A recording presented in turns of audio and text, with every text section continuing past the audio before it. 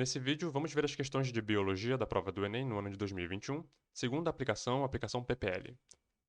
Começando pela questão 92, um agricultor visando melhorar a vida útil dos vegetais que comercializa, optou por embalagens a vácuo, aquelas embalagens que você retira o ar de dentro, né? Bom, esse procedimento impede a proliferação de micro-organismos, né? Dos principais micro-organismos, segundo o texto, e assim aumenta a vida útil do produto. Esse tipo de embalagem impede a proliferação de micro-organismos porque impede o contato com o oxigênio, né? Ah, eu achei assim, a redação, a forma como essa questão foi redigida, eu achei um pouco problemático apenas assim pelo fato de que ela, em algum momento, passa a impressão de que a ausência do ar, né, portanto do gás oxigênio, impediria a proliferação de micro-organismos no geral.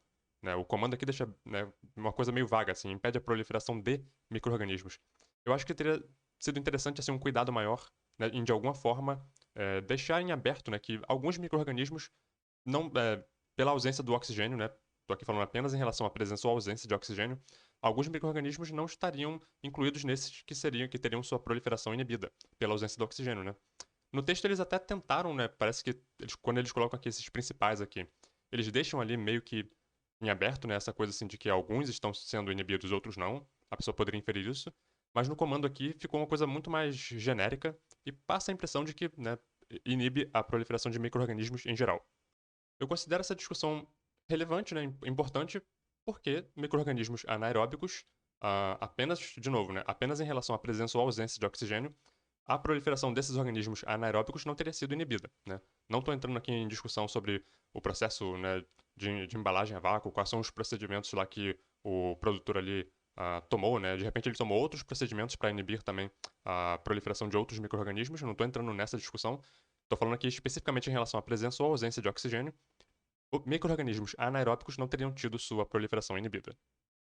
Questão 94.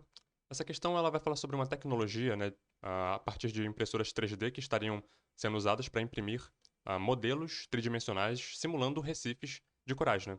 Esses modelos de recifes, então, estariam sendo colocados no fundo dos mares, né, para fazer ali, né, para ocupar o lugar, né, onde os recifes verdadeiros antes estavam.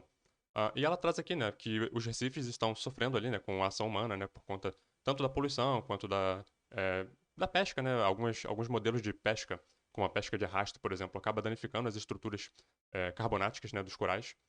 Ah, então, basicamente é isso, né? Eles estão criando esses modelos tridimensionais, utilizando ali materiais, né, semelhantes aos dos recifes originais, para colocar ali no fundo do mar.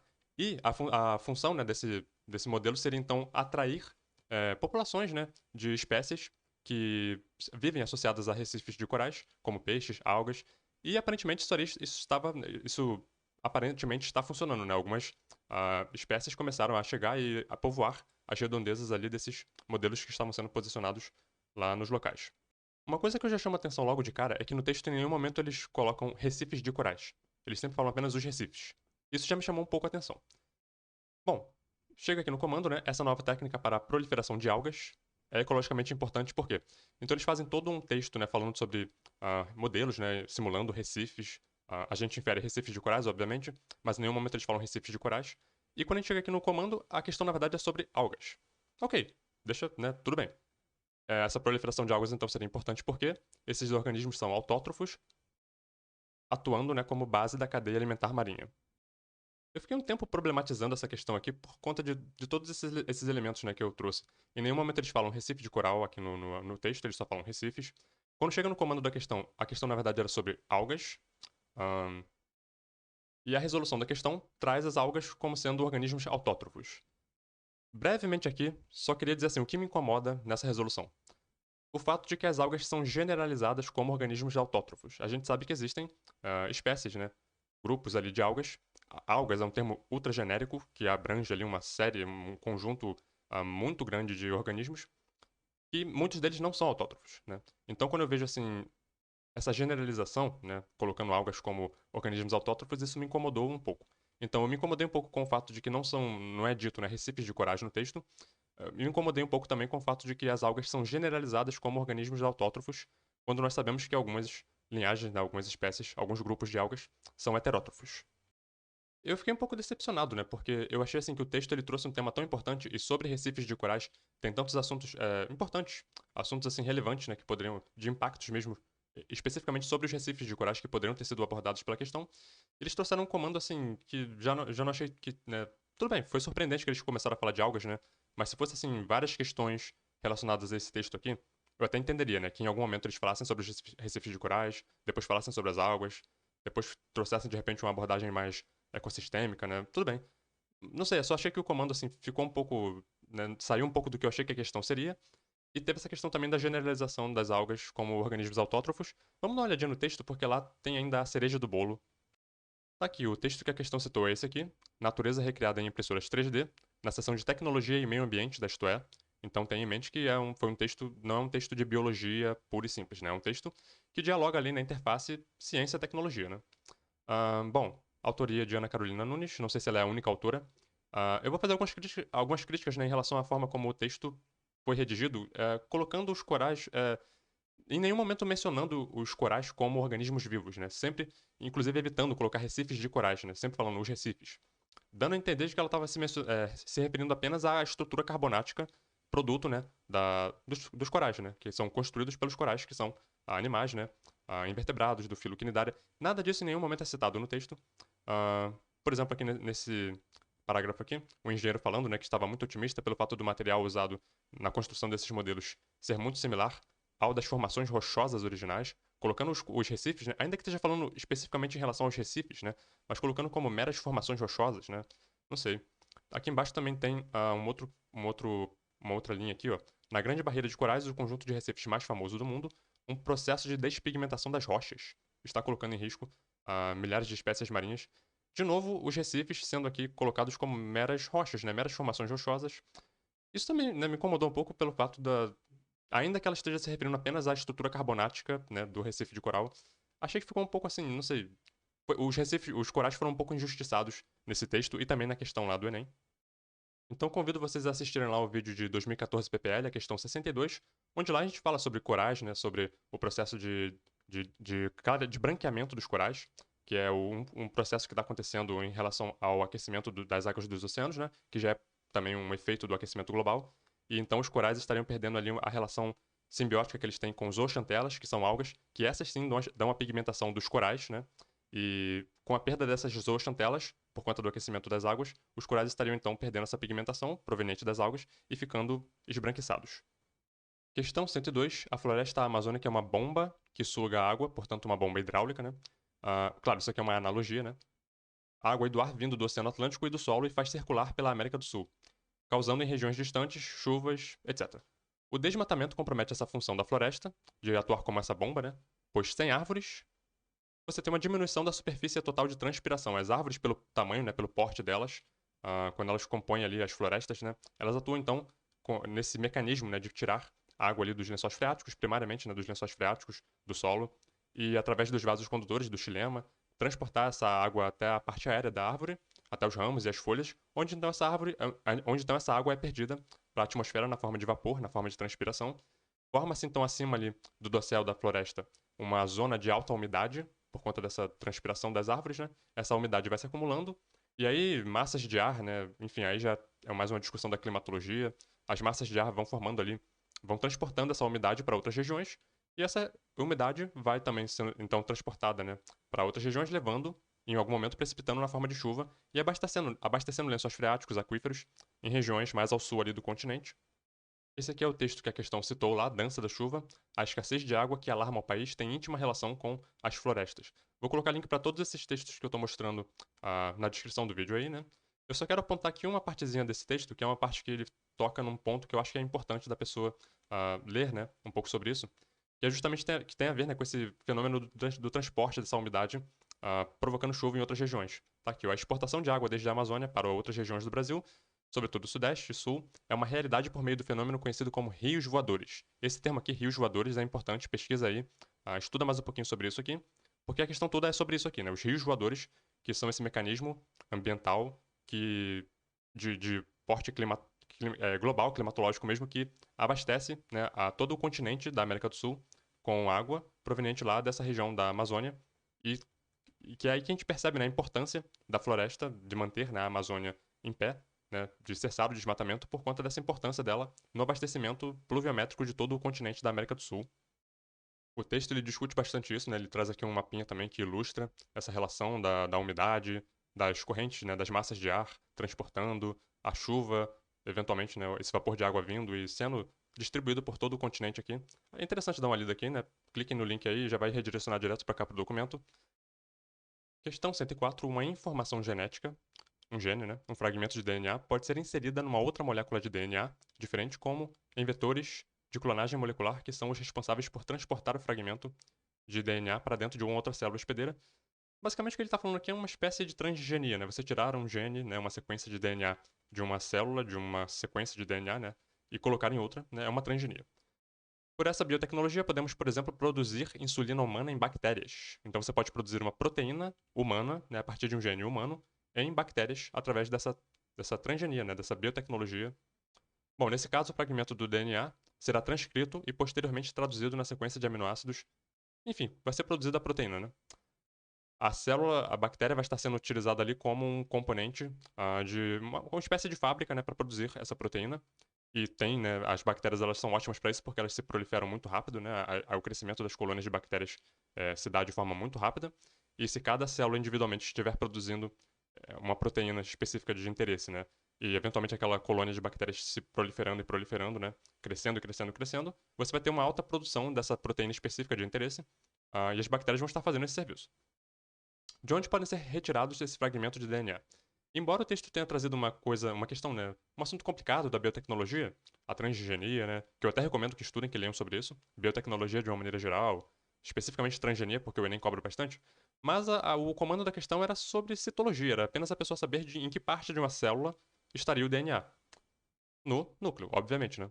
Claro que a pessoa teria aqui que tá, né, ter em mente, né, que enfim, a pessoa está falando aqui do fragmento de DNA de uma sequência de uma proteína humana, então esse DNA que a gente está falando é um DNA humano, portanto é um organismo eucarionte, o ser humano como sendo um organismo eucarionte, seu DNA está dentro de um núcleo, está envolvido por uma membrana nuclear, né, uma carioteca, e isso tudo aí a pessoa teria que, né, enfim, não é nada complicado, mas a pessoa teria que manter, né, não poderia perder de vista de que a gente está falando do DNA humano, né? Portanto, de um núcleo, né? No último vídeo eu até falei, né? Expliquei lá brevemente como se dá o endereçamento, como se diz o endereço de um determinado gene num cromossomo.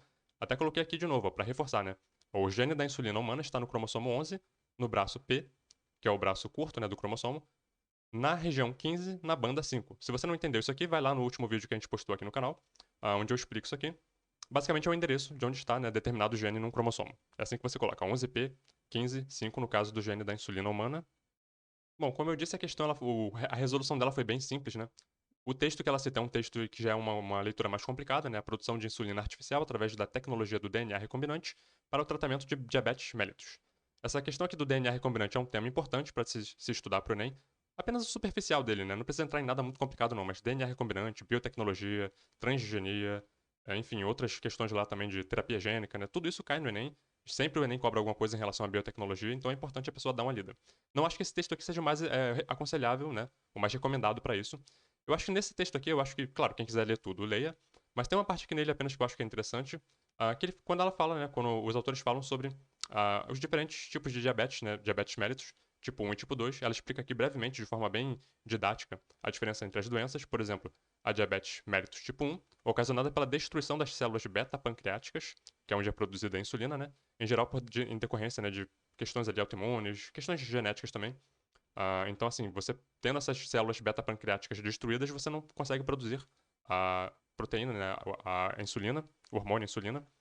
A diabetes mellitus tipo 2, provocada predominantemente por um estado de resistência à ação da insulina.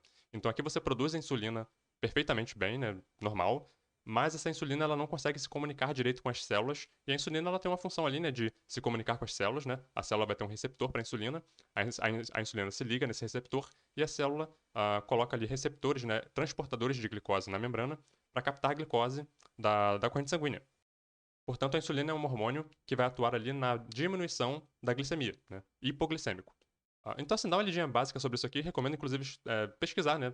Em outras fontes também sobre diabetes, porque também é uma doença super importante.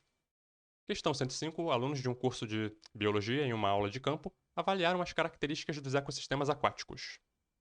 E aí eles chegaram lá diante de um lago, né? E eles observaram as seguintes características. Havia nesse lago grande quantidade de peixes mortos com intensa decomposição de matéria orgânica, número elevado de algas impedindo a chegada de luz às camadas inferiores da coluna d'água. Aqui a pessoa já começa a pensar em eutrofização, né?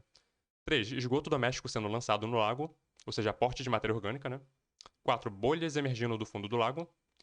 O lago é isolado do oceano por um extenso cordão arenoso, então não existe comunicação desse lago com águas oceânicas. Com base nas afirmações dos alunos, conclui-se que esse lago está passando por um processo de eutrofização, né? Acho essa questão aqui, inclusive, interessante para a pessoa estudar, né, eutrofização, porque ela traz aqui essas características aqui, todas são características que você esperaria de um ambiente que está sofrendo ali o processo de eutrofização. Essa coisa aqui da mortandade dos animais, né, porque o ambiente eventualmente vai ficando depressionado de oxigênio, né, vai entrando no estado de hipoxia, e essa diminuição do oxigênio ela se dá em resultado, é o resultado, né? É o produto de uma série de coisas que já tinham acontecido antes, como, por exemplo, esse aumento do aporte de matéria orgânica que levou à proliferação de algas, micro-organismos, né? A fitoplâncton, que começa ali a se proliferar na coluna d'água, diminui, né, a chegada de luz solar, então as plantas que estão lá embaixo, e até mesmo as próprias algas, né, perdem a capacidade de fazer fotossíntese. A fotossíntese ela é uma fonte de oxigênio também para a coluna d'água, né? Lembrando que esse lago aqui ele não tem comunicação com outras fontes de água. Ele, né, ele tá isolado. Então, assim, ele nem recebe um aporte de água oxigenada de outras fontes. Ele não recebe água de um rio, do mar, etc. Então, esses ecossistemas estão ilhados ali, né?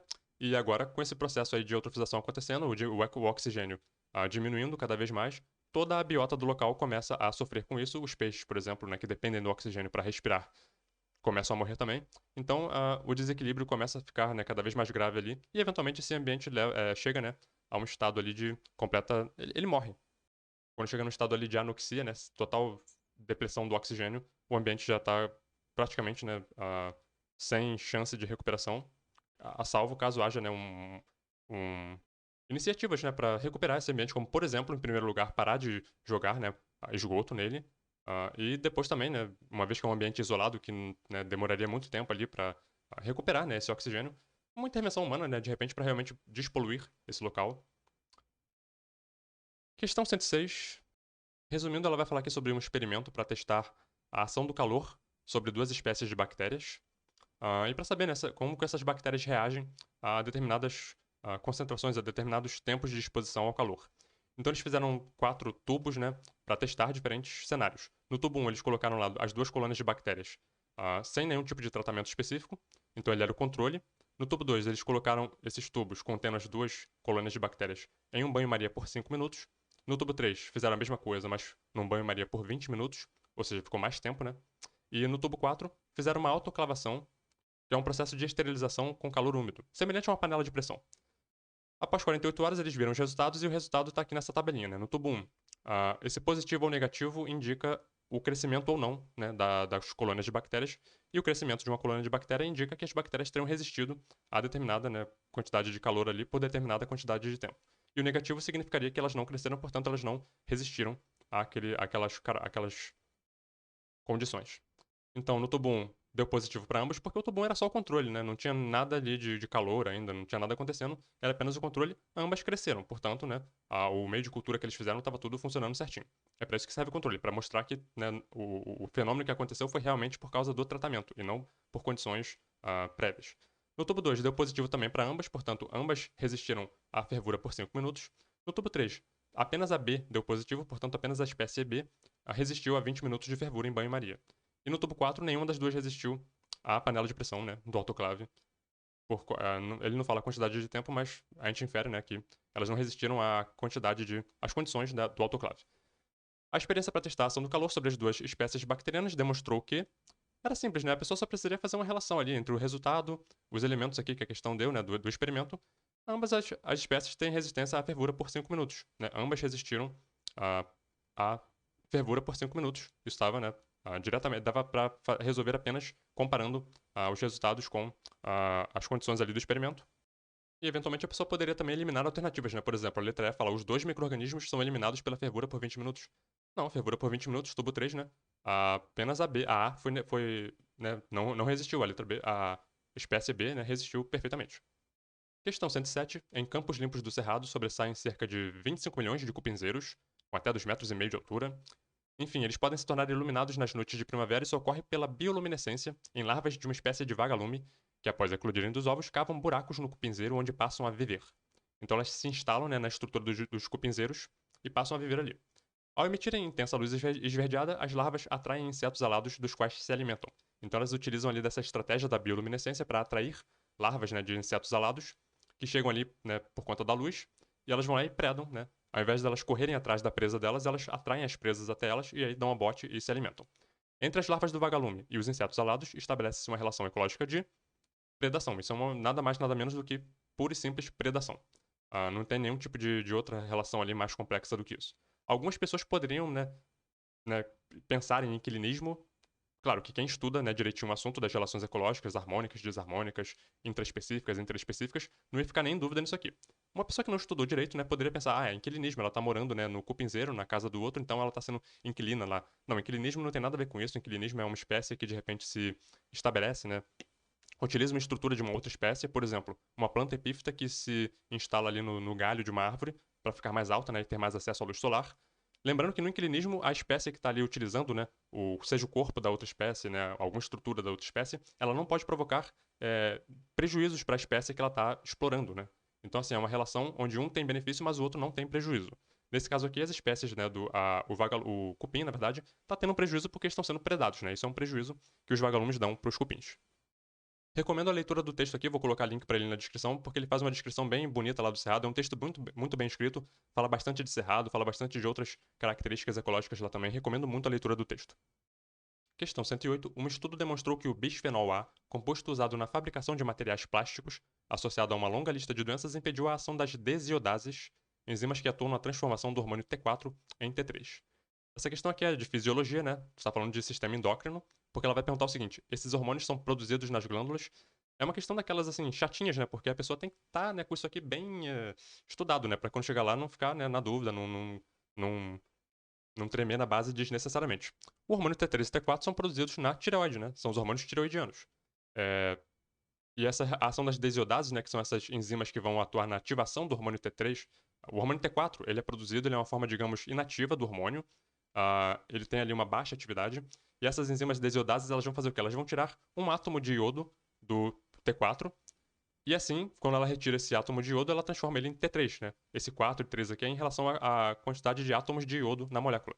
Então, o T4 tem 4 iodos, o T3 tem 3 iodos, porque um foi tirado por uma enzima desiodase. Então é importante, não esqueçam dessa relação da tireoide, dos hormônios tireoidianos com o iodo. Isso aqui é importante porque pode ser cobrado em questões.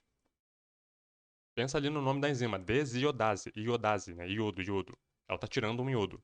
Vamos dar uma olhadinha num. Eu vou falar brevemente aqui sobre essa relação dos hormônios, bem breve mesmo, para estudar mais sobre fisiologia, endocrinologia de uma maneira geral. Sempre é bom pegar um livro-texto, né, de fisiologia. Eu vou colocar um link para essa página aqui, da MSD, mas não é MSD, né? Que ele bota de uma maneira bem resumida, assim, os assuntos mais importantes, assim, e eu acho bem gostoso de ler porque são textos objetivos, curtos, né? Nada muito complicado.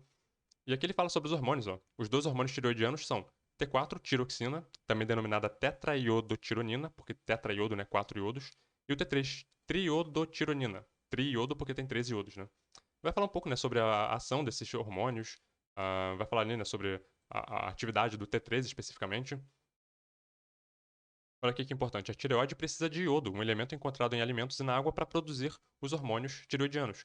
Por isso que o sal de cozinha, né, tem recebido, né, iodo. Ele é um sal iodado que a gente fala, justamente porque o iodo é um elemento raro, né, na dieta e para a pessoa, né, sempre ter ali uma quantidade de iodo mínimo na alimentação, eles aplicam o iodo no sal de cozinha para ter, né, uma fonte ali de iodo diário na nossa alimentação. Tem muita coisa importante aqui, ó. A tireoide secreta hormônios tiroidianos que controlam a velocidade com que as funções químicas do corpo progridem, a taxa metabólica, né? Os hormônios tiroidianos influenciam a taxa metabólica de duas formas, estimulando praticamente todos os tecidos do corpo a produzirem proteínas e aumentando a quantidade de oxigênio que as células usam. Super importante, então, né, para a regulação ali da homeostase, do funcionamento adequado do corpo. Esses hormônios afetam funções vitais do corpo, como frequência cardíaca, ritmo em que as calorias são queimadas, manutenção da pele, crescimento e produção de calor, fertilidade, digestão, enfim, uma série de ações ali. Hormônios super importantes. Recomendo então aqui dar uma estudadazinha mais sobre isso. E também consultar livros textos, né? Também são super importantes. Um outro ponto que eu também chamo a atenção aqui é a regulação desses hormônios, né? De que maneira o corpo regula os hormônios tiroidianos. Isso aqui é importantíssimo. O corpo tem um mecanismo complexo para ajustar o nível de hormônios tiroidianos. Em primeiro lugar, o hipotálamo, localizado no cérebro, logo acima da hipófise, secreta o hormônio liberador de tireotrofina, que é o TRH, que faz com que a hipófise produza o hormônio estimulante da tireoide, o TSH. Como o nome indica, o TSH estimula a tireoide a produzir os hormônios T3 e T4. Não é fácil, é complicadinho, é uma coisa que exige estudo, exige a pessoa pegar ali e fazer, né, os esqueminhas, o resuminho. Mas no final das contas é importante, é um assunto que é importante ter no repertório. E voltando para a questão aqui, né, só para mencionar uma coisa, algumas pessoas que estudam mal estudado, né, só leem por alto assim, mas não prestam muita atenção, poderia chegar lá na hora e ficar na dúvida, né, entre tireoide e paratireoide. As paratireoides estão relacionadas com a produção do paratormônio, que está mais relacionado ali com a regulação do cálcio sérico, né, o cálcio no sangue. Questão 109. Em certas anemias hemolíticas estão presentes no sangue circulante algumas hemácias esféricas, chamadas esferócitos, que se rompem mais facilmente, portanto, esses esferócitos são mais frágeis do que hemácias normais. Em soluções hipotônicas, ou seja, quando a solução extracelular está menos concentrada do que a solução celular, né, intracelular. E importante aqui, ó, essa fragilidade é proporcional ao número de esferócitos presentes. Vai ter essa tabela aqui, né, que é uma tabela grande, né, assustadora, cheia de números. Ela vai colocar aqui a concentração de NaCl no meio extracelular. Essa concentração ela vai sendo diminuída ao longo do tempo. E a gente vê aqui como que 5 amostras reagem a essa variação na concentração do NaCl. Qual amostra apresenta o maior número de esferócitos? A gente inferiria essa quantidade de esferócitos a mais pela fragilidade a mais dessa amostra, né? A fragilidade osmótica, que é como eles chamam esse processo, né, esse fenômeno, se dá por conta da presença maior de esferócitos, que indicaria, porque os esferócitos são mais frágeis, né, se rompem mais facilmente do que hemácias normais, uma amostra que tivesse mais esferócitos iria começar a ter rompimentos de hemácias mais rapidamente, né? Portanto, a amostra número 3, né? Eu vou voltar aqui só para mostrar, olha só como é que a 3, desde cedo, ela já demonstra que ela é mais frágil do que as outras, ó. Com 0,85 aqui de concentração, ela já começa a ter ali uma porcentagem do conteúdo, né, de hemácias se rompendo, né? E isso vai aumentando cada vez mais, né, de forma maior e maior. E com 0,55% aqui, ela já está com 100% das hemácias dela, do conteúdo dela, rompidas, né?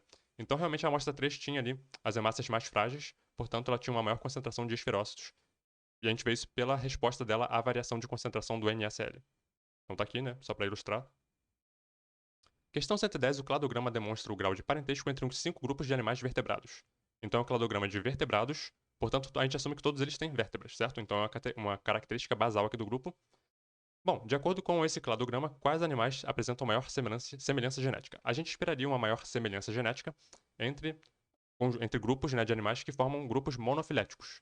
No caso aqui, o grupo monofilético estaria representado, um exemplo de grupo monofilético seria jacaré e pardal, né? Eles têm aqui um ancestral comum, direto, exclusivo deles dois.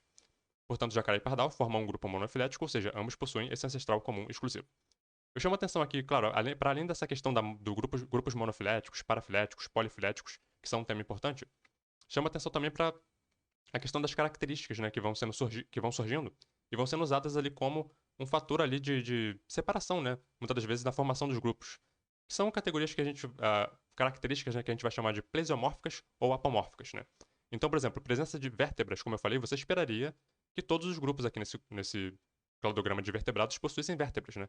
Portanto, vértebras é uma característica plesiomórfica, ela é basal, né? Ela é ancestral aqui. Já características que vão surgindo depois, ao longo da evolução, são características apomórficas, né? Que são características derivadas. E que, portanto, vão estar presentes ali apenas em alguns grupos, né? Então, você pode ter sinapomorfias, quando 2 ou mais grupos contém determinada característica, por exemplo, ovo amniótico é uma sinapomorfia de coelhos, pardais e jacarés. Todos eles têm, porque essa característica surgiu aqui, né? Ela está presente nesses 3 grupos. Autapomorfias, por outro lado, são características derivadas, né? Que surgem em apenas um grupo. Então, por exemplo, a gente poderia dar um exemplo aqui que glândulas mamárias é uma autapomorfia de coelhos. No caso, mamíferos, né? Mas aqui representados pelos coelhos. A adaptação para o voo, nesse cladograma aqui, seria uma autapomorfia de pardais. Nesse cladograma aqui, a gente sabe, né, que tem mamíferos que voam também. Obviamente, a gente está falando aqui especificamente desse cladograma aqui. Essa aqui é a ideia, esse que é o tema, um tema importante. Questão 124. Uma transformação química que acontece durante o cozimento de verduras e vegetais, quando o meio está ácido, é conhecida como feofitinização, na qual a molécula de clorofila, que tem a cor verde, né, se transforma em feofitina, que tem uma coloração amarelada. Portanto, um vegetal ali que tem a cor verde, né, nesse processo ele ficaria com a coloração amarelada. Foi realizado em meio ácido. Foi realizado um experimento para demonstrar essa reação e a consequente mudança de cor, no qual os reagentes indicados no quadro foram aquecidos por 20 minutos.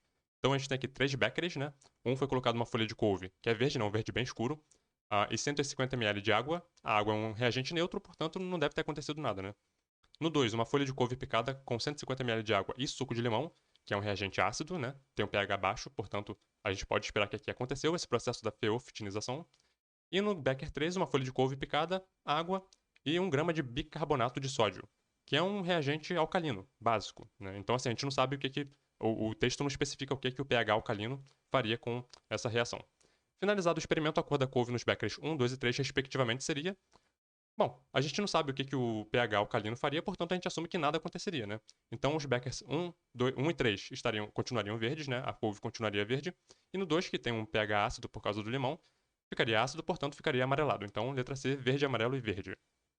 O texto lá de onde a questão foi tirada é esse aqui. Alteração da cor dos vegetais por cozimento, experimento de química inorgânica, biológica. Só vou mostrar um detalhezinho dele aqui que eu achei curioso. Para começar, a reação aqui da feofitinização, né? Ele coloca aqui o modelinho, né?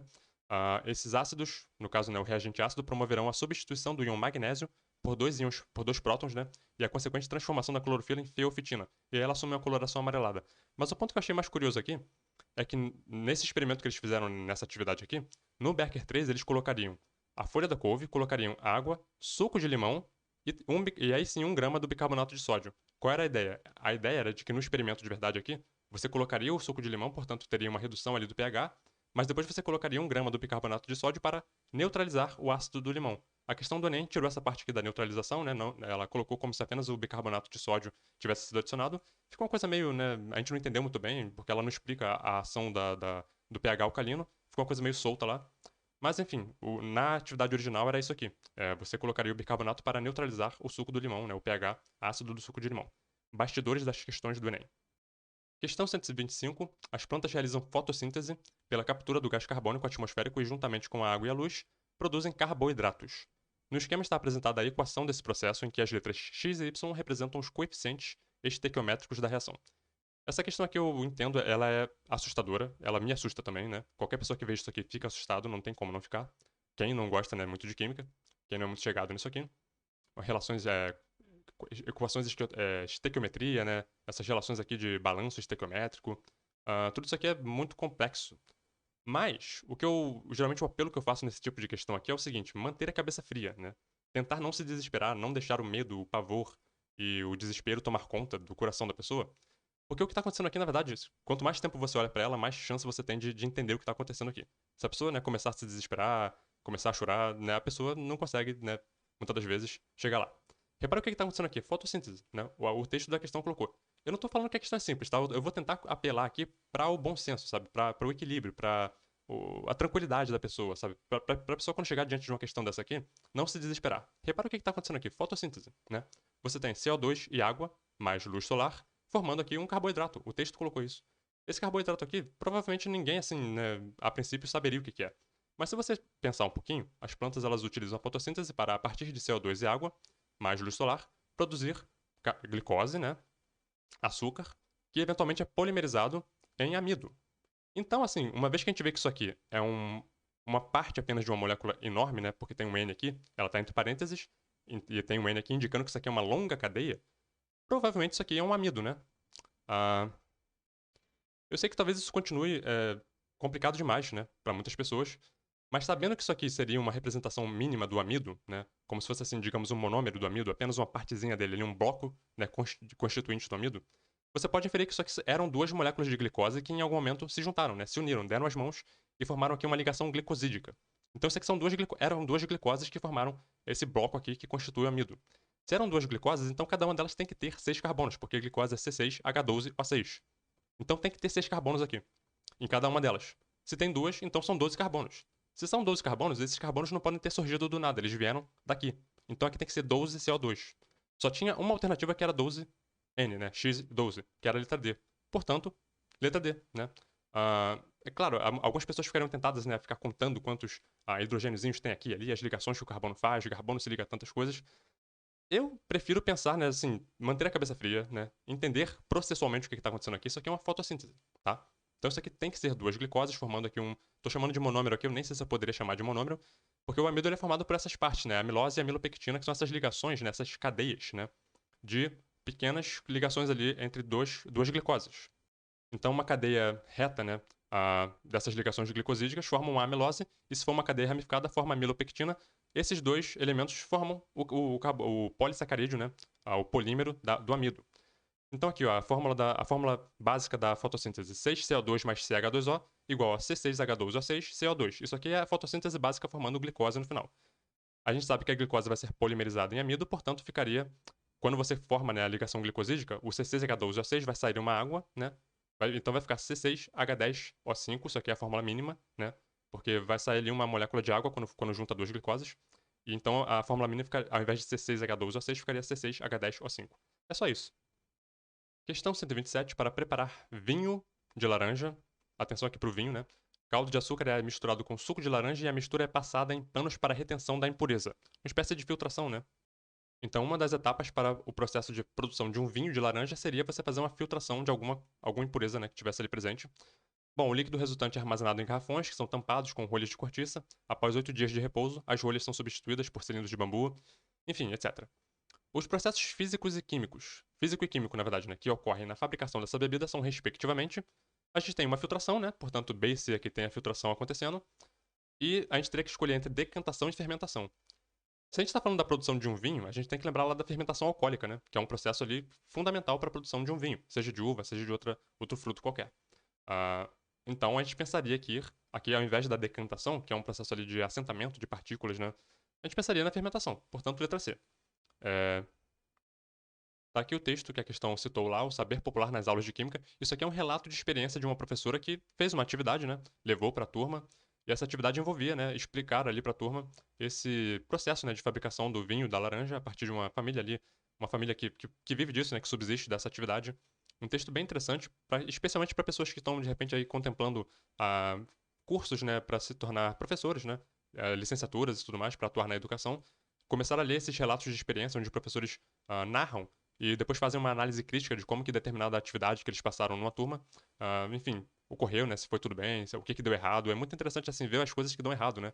Porque a gente vê como que a educação, qualquer atividade que você proponha, né? Ela tem ali suas limitações, coisas podem dar certo e coisas podem dar errado. Colocaram aqui várias imagenzinhas, né? Do processo ali da produção do vinho, né? Da laranja, o pessoal espremendo ali, tirando o caldo, né? Colocando aqui nos containers, né? Esse aqui é bem interessante, ó. O mecanismo que eles criaram, né? Um garrafão com uma mangueirinha para permitir a saída de gás. Que gás é esse que forma ali durante a fermentação alcoólica? O gás carbônico, né? A gente vê isso toda hora aí em questão do Enem, surgindo. Esse gás carbônico que pode ter uma função ali para fermentação, né? Para o crescimento de massas durante ali na utilização dos fermentos biológicos, né? As leveduras. Esse gás carbônico, né? Tem diversas aplicações. Então, assim, recomendo a leitura do texto aqui, é bem interessante. Questão 131. Polímeros biodegradáveis são polímeros nos quais a degradação resulta da ação de micro-organismos de ocorrência natural, como bactérias, fungos, algas, enfim. Na ausência de oxigênio ocorre a biodegradação anaeróbica, tudo bem. Aqui ele coloca aqui, né, um sisteminha aqui, né, pra gente ver a formação de produtos a partir da biodegradação desses polímeros, né. Formaria CO2, gás carbônico, CH4, que é o metano, água, resíduos, né, e biomassa contendo carbono. Durante esse processo há a formação de produtos que podem ser usados para a geração de energia. Então, desses produtos aqui, alguns deles podem ser usados para produzir energia. Qual deles seria, então? O produto que apresenta essa característica é um que a gente já viu também diversas vezes, já caiu no Enem, o metano. O gás metano que pode ser utilizado ali nas usinas termoelétricas, né, para produzir calor. O metano é um gás, né?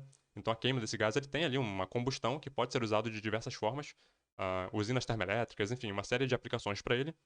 Sobre os polímeros biodegradáveis, queria só mostrar uma coisinha lá no texto da questão. Tá aqui o texto biopolímeros, polímeros biodegradáveis e polímeros verdes. Não é uma leitura fácil, tá? Quem quiser ler assim, um texto gostoso não é esse aqui.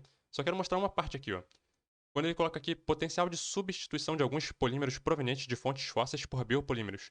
A gente pensa muito, né? Tá atualmente assim, muita discussão a coisa da reciclagem, né? Da reutilização e tudo mais. E essa coisa dos biopolímeros vieram trazendo esse otimismo, né? De que a gente conseguiria substituir polímeros, né, de fontes fósseis por biopolímeros. Mas essa tabela aqui ela joga meio que um balde de água fria, na minha opinião, né? Quando a gente vê aqui, por exemplo, que dos principais componentes, né, desses polímeros que a gente usa no nosso dia a dia, o PVC, por exemplo, o PET, né, que também é problemático ali, Eles têm um potencial de substituição baixíssimo por esses biopolímeros. Olha só como é difícil achar um polímero que substitua o PVC, por exemplo, ou o PET, né? É dificílimo encontrar biopolímeros, pelo menos assim, até esse momento aqui, né? Que substituiriam esses polímeros fósseis. É bem verdade que alguns deles são substituídos até bem, né? Alguns poliestilenos, polietilenos, eu acho, né? Alguns polipropilenos são bem facilmente substituíveis, mas em geral, assim, os que eu considero mais problemáticos, que são, por exemplo, o PET, o PVC, tem, né, ainda ali uma resistência. A gente ainda não tem uma tecnologia realmente para substituir, portanto, é muito importante realmente a reciclagem, né? Reutilização sempre que possível, uma vez que a substituição desses materiais é uma coisa ainda problemática até, né, esse texto aqui. Eu só tô falando desse texto aqui, talvez, né? Claro, a tecnologia vai avançando e eventualmente a gente vai conseguir, mas... Questão 132. Ao longo do processo evolutivo, adaptações anatômicas e fisiológicas permitem a sobrevivência de plantas às condições dos diferentes ambientes habitados. Então, é uma questãozinha de anatomia vegetal. O quadro apresenta exemplos de 5 plantas com diferentes características. Uma planta com caule carnoso, uma planta com caule do tipo rizóforo, uma planta com raízes tuberosas, uma planta com raízes sugadoras e uma planta com raízes pneumatóforos. Qual dessas plantas é adaptada a ambientes com disponibilidade restrita de água? As famosas plantas xerófitas, né?